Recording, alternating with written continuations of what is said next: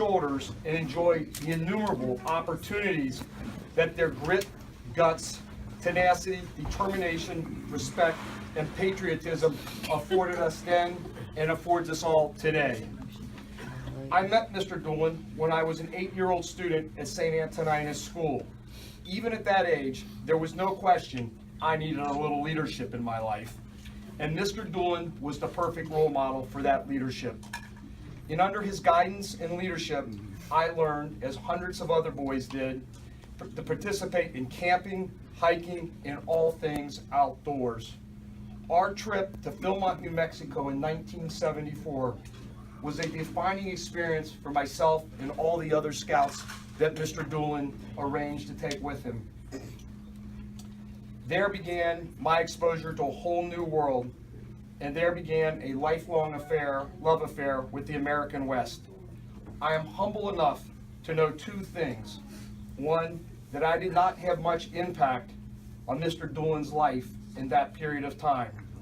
And two, that most certainly he had a tremendous impact on my life and the hundreds of other scouts in Troop 614, and I am proud to represent all of them over his decades of service to Troop 614. Mr. Doolan has been important to many people throughout his life. A beloved son, brother, husband, father, grandfather, mentor, scoutmaster, and as we would all agree, all-around great guy. Every day of his life, he lived St. Xavier's motto, a man for others. Through his service to his country, church, and community, his dedication and commitment to his family and the countless boys for whom he served as scoutmaster is witnessed here today by your attendance in honor of him. Mr. Doolan has been an iconic inspiration to many, and he has done it all with love, respect, modesty, and great joy.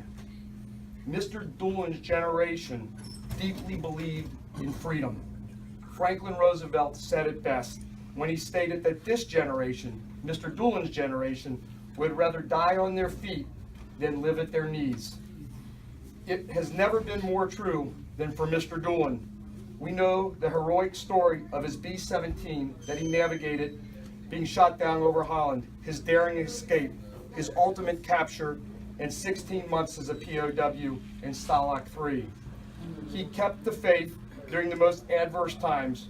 Incredible hardships and even German shrapnel still embedded in his body during the most adverse of times did not dim his zest and joy of living. While he was a POW, Mr. Doolan wrote a prayer, and it perfectly speaks of his philosophy of his life. Every day I awaken is a beautiful day. There is always someone worse off than I who needs my help. There is no such thing as bad food. Prayer will accomplish miracles. I can testify firsthand that these are the same tenets by which Mr. Doolan lived and continues to live by in his life of joy, gratitude, faith, and tenacity. I spent, as Steve Murray out here did, every Tuesday evening from 1968 to 1974 at scout meetings at St. Antoninus. One weekend a month, in addition to our weekly scout meetings, Mr. Doolan took all of us boys camping and hiking with his beloved Troop 614. He set the standard for hundreds of boys and for all of us fortunate to have been part of the Robert Doolan century. By every measure, Robert Doolan truly represents the very best of the greatest generation.